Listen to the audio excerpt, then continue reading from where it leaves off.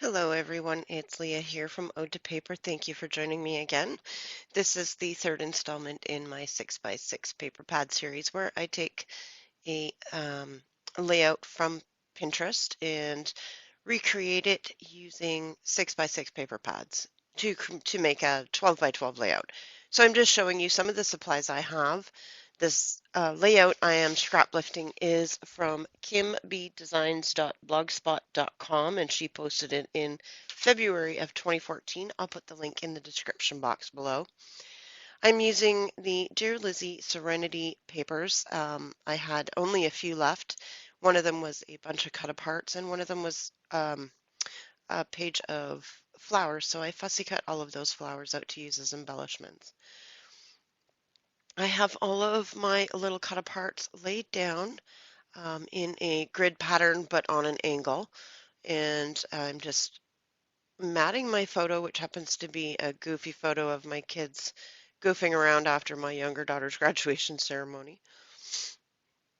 So I'm going to pop that up on Fun Foam, place it right over that center part. I really like the layout of this page.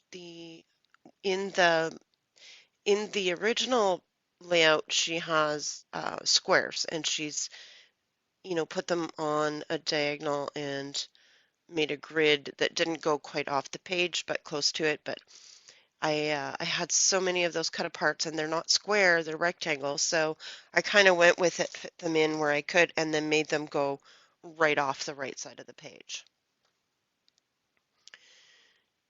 So I am going to create a banner using some of the scraps I have left over, and I'm also going to use some banner digital embellishments from Nicole Jones 911, and I'm just going to set those up. So the ones that I cut out of scrap paper were just triangles. I'm not even being particularly precise about the triangles. I'm trying to make them even, but I'm not worried that they're different sizes or if one side is a little, shorter than the other. I'm not too concerned about it because I'm going to intersperse them with those perfect ones from Nicole Jones 911. And I'm going to lay them down here. I also have some other embellishments from Nicole Jones, and one of them is the striped viewfinders,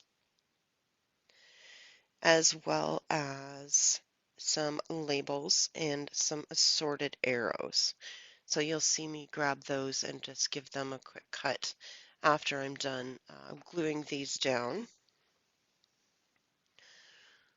So I'm going to get those glued down in a bit of an arc so that they're hanging down a little bit from just underneath the photo on the right side all the way to the left side of the page.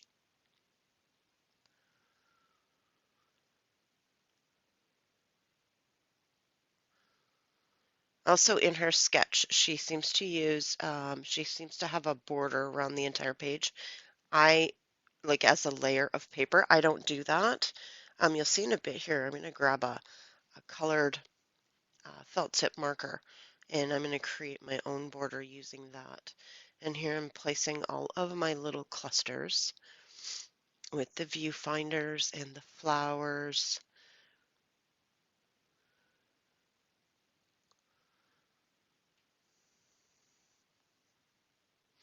Here's the labels I'm going to add in, and they are in a very light, they're in a brown, but they match the wood grain paper, so they don't match really anything else on the page except for the wood grain paper that I used in the banner, and I only had a scraps of that, it looks like. So, but that just kind of ties the wood grain in the banners into the other clusters as well.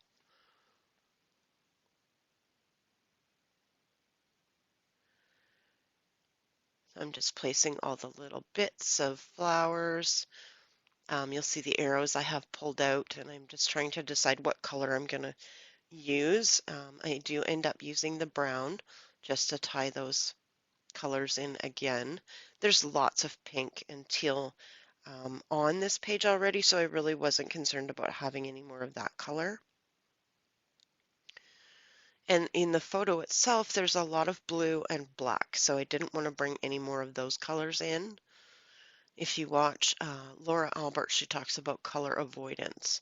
And so the dominant color in her photo is the color she doesn't use on her scrapbook layouts because that helps the photo pop out from the page because that's the only place where that color is. So, and it's funny, and I was watching her video and I realized, yeah, I've done that. I don't do it on purpose. Didn't even realize maybe that I was doing it at the time, but it makes total sense. So I'm just going to finish placing down my clusters. And I'm going to go and fussy cut those arrows right shortly here.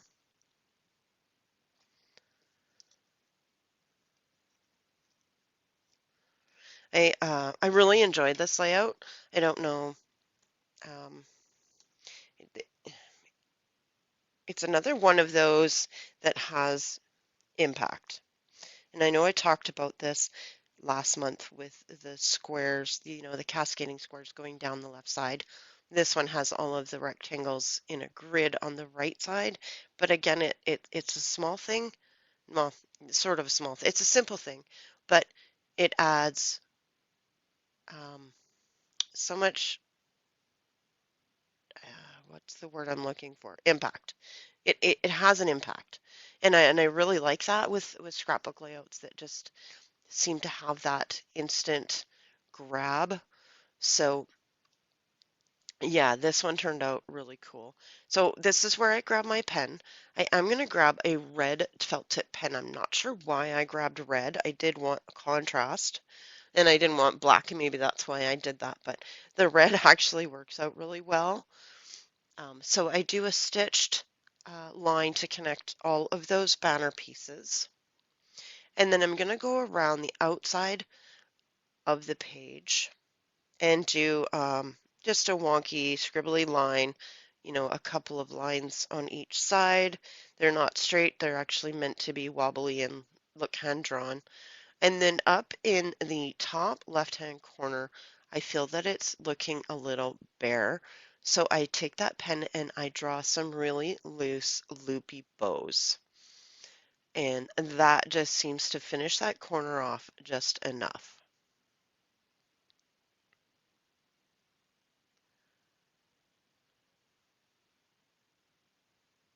So I just draw a loopy bow and I drew the loops for the bow twice just to give it some fullness.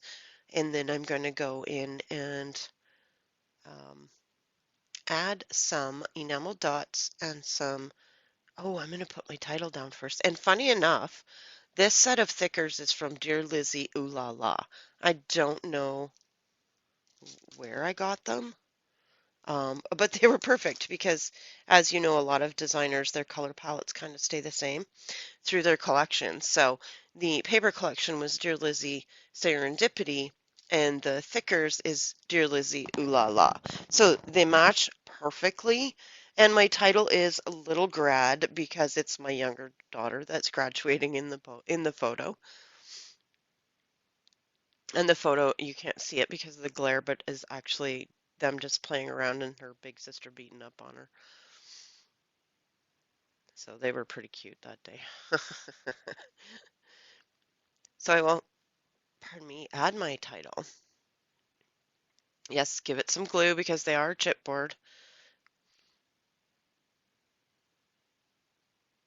So I'll add my title. I will add some yellow enamel dots because that's not a color I brought in. It's very prevalent in the little cut aparts, but the only place I brought it in is in the enamel dots, so that adds a lot of contrast. And I will also give it some gold splatters with my Tattered Angels Iridescent Gold, which is almost all gone. So I will need to replace that shortly. I've already added water to it once, so I don't know if it'll survive another. Well, we'll see. It might add a while. It might last a while yet. But thank you very much for stopping